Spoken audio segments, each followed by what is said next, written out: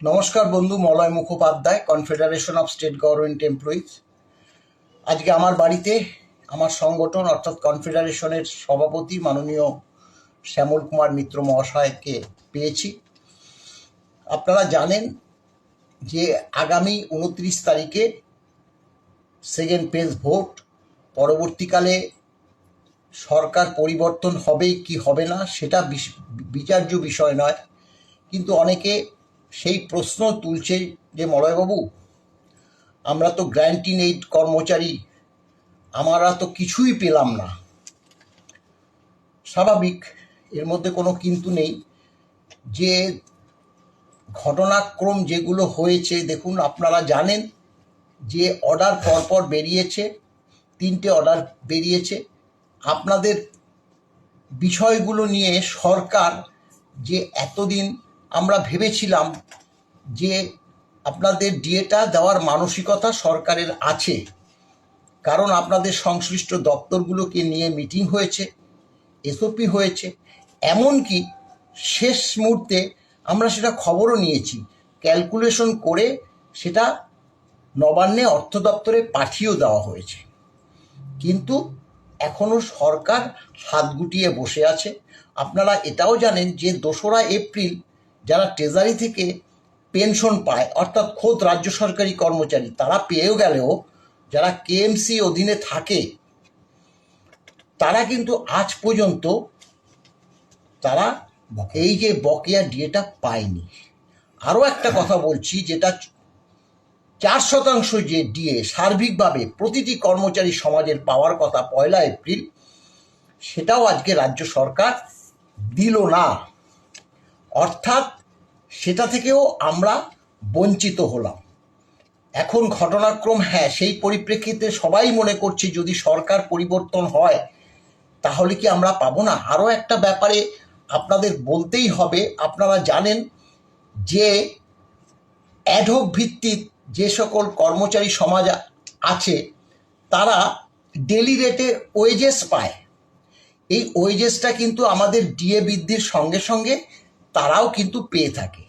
তার কিন্তু প্রমাণও আছে যে আমরা বলছি যে 85 পরে যে 100% ডিএটা আমাদের হলো, এই যে 1/1/17 থেকে, সেক্ষেত্রেও কিন্তু আমরা লক্ষ্য করেছি এই যে যারা ওয়েজেস হিসাবে তারা কিন্তু 32 টাকা তাদের বেতন বৃদ্ধি হয়েছিল, 32 টাকা। আমাদের 85 থেকে 100 হলো, মানে 15% ডিএ যখন আমরা পেলাম, তাদের 32 টাকা ওয়েজ মানে ইনক্রিমেন্ট হয়ে তাদের বেতনটা বৃদ্ধি ঘটলো। তাহলে তারাও তো এই যে 1/1/2000 মানে ওই 16 থেকে 31/12/2019 পর্যন্ত এই যে পর্যায়ক্রমে যে ডিএটা দিয়েছে, তাদেরও তো ওয়েজেসটা বাড়ার কথা, সেটাও কিন্তু সরকার নিশ্চুপ। এই পরিপ্রেক্ষিতে আমাদের কাছে খুব এই মাত্রই একটা ফোনে বললাম, মলয়বাবু আমরা কি পাবো না, আমরা কি পাবো না, আমরা কি পাবো না, এইটা বার্তাটা সবসময় আসছে। তা আজকে আমার বাড়িতেই আমাদের প্রেসিডেন্টকে পেয়েছি। আপনাদের আরও কিছুটা বিস্তারিতভাবে আপনাদের এটা ব্যাখ্যা করবে। নমস্কার, আমি শ্যামল কুমার মিত্র। প্রথমে দুটো বিষয় আপনাদের বলি। 1 নম্বর, বকেয়া ডিএ এবং এই কারেন্ট ডিএ, এই দুটোর মধ্যে আপনারা গুলিয়ে ফেলবেন না। রোপা 2019-এ মমতা সরকার ডিএর কোনো সংস্থান রাখেননি, ডিএর কোনো কথা বলা নেই। অর্থাৎ রোপা 19-এ ডিএটা হচ্ছে সরকারের দয়ার দান, কর্মচারীদের অধিকার বলে সরকার প্রতিষ্ঠা দেননি। এবং কেন্দ্র এবং অন্যান্য বেশিরভাগ রাজ্যের কর্মচারীরা 60% ডিএ পাচ্ছেন, আমরা 18% ডিএ পাচ্ছি। 42% ডিএতে আমরা পিছিয়ে।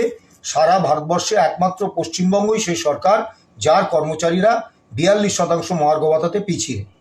এবং বাজেটে গত 5ই ফেব্রুয়ারি ঘোষণা করা হয়েছিল যে 1 এপ্রিল থেকে 4% ডিএ দেওয়া হবে, কিন্তু সেটা সরকার দেননি। এই রকম একটা পরিস্থিতিতে বলতে কোনো রকম দ্বিধা সংকোচ কিছু নেই। আমরা ব্যাপক আন্দোলন করার পরেও রোপা 2019-এর ডিএটাকে এখনও সরকারের দয়ার জায়গা থেকে অধিকারের স্তরে উন্নীত করতে পারিনি এবং ওই 18% ডিএ নিয়ে আমাদের সন্তুষ্ট থাকতে হচ্ছে। কিন্তু রোপা 2009-এর যে বকেয়া ডিএ, এই ডিএটা কিন্তু আজকে আপনাদের অধিকার। এই ডিএটা কিন্তু কারুর দয়ার দান নয়, কারুর অনুকম্পা নয়, কোনো পারকুইজিট নয়, আপনাদের অধিকার।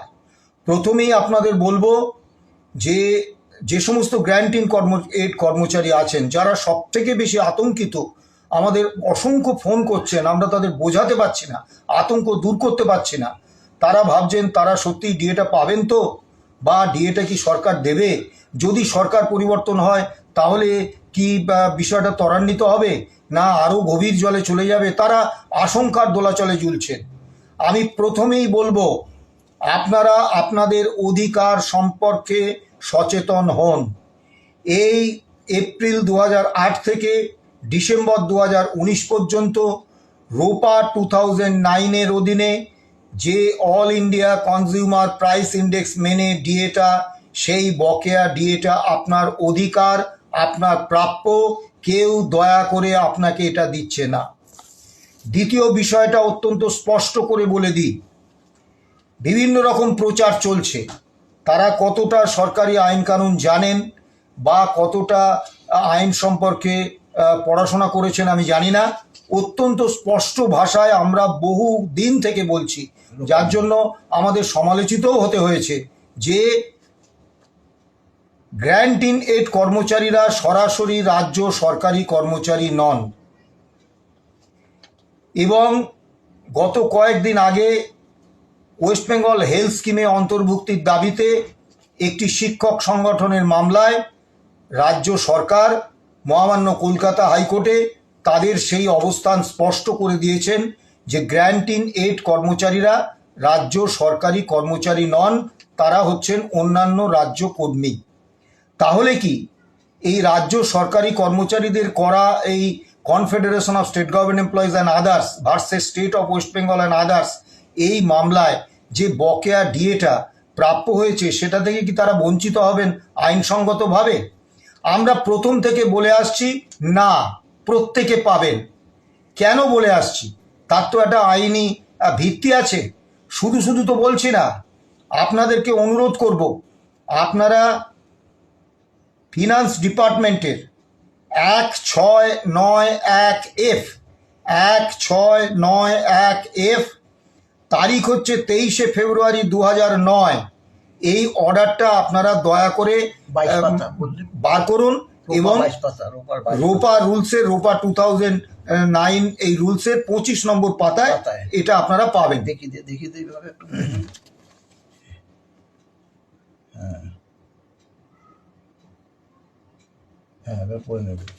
এইটা আপনারা স্পষ্টভাবে পড়ুন। সেখানে কি বলা হয়েছে দেখুন, 1 নম্বর অনুচ্ছেদের B, teaching and non teaching employees of government sponsored and aided, 1 নম্বর এডুকেশনাল ইনস্টিটিউশনস, 2 নম্বর training institutions of primary teachers, 3 নম্বর লাইব্রেরিজ, 4 নম্বর polytechnics and junior technical schools, তারপরে হচ্ছে non teaching employees of non government colleges sponsored or aided, employees of the municipalities, municipal corporation, notified area authorities, district primary school councils and panchayat bodies. অর্থাৎ ROPA 2009-এর 1691F তারিখ 23শে ফেব্রুয়ারি 2009 এই আদেশ নামায় পশ্চিমবঙ্গ সরকার অত্যন্ত সুনির্দিষ্টভাবে যে clarificatory memorandum on the West Bengal services revision of pay and allowances rules 2009 and on allied matters dealt with by the 5th pay commission, এখানে কিন্তু তারা অত্যন্ত স্পষ্টভাবে বলে দিয়েছেন, অর্থাৎ গ্র্যান্ট ইন এডের কর্মচারীরা সরাসরি রাজ্য সরকারি কর্মচারী না হলেও তারা রাজ্য সরকারি কর্মচারীরা পঞ্চম রাজ্য বেতন কমিশনের সুপারিশ অনুসারে রোপা 2009-এ যা যা সুযোগ সুবিধে পান, আমি বিষয়টা উল্লেখ করছি। Two examine the present structure of pay and conditions of service after taking into account the total package of benefits, total package of benefits, তার মানে তার মধ্যে ডিএ, হাউস রেন্ট অ্যালাউন্স সব কিছু আছে। To the following categories of employees to suggested changes ইত্যাদি ইত্যাদি, যেগুলো আমি আগে পড়লাম।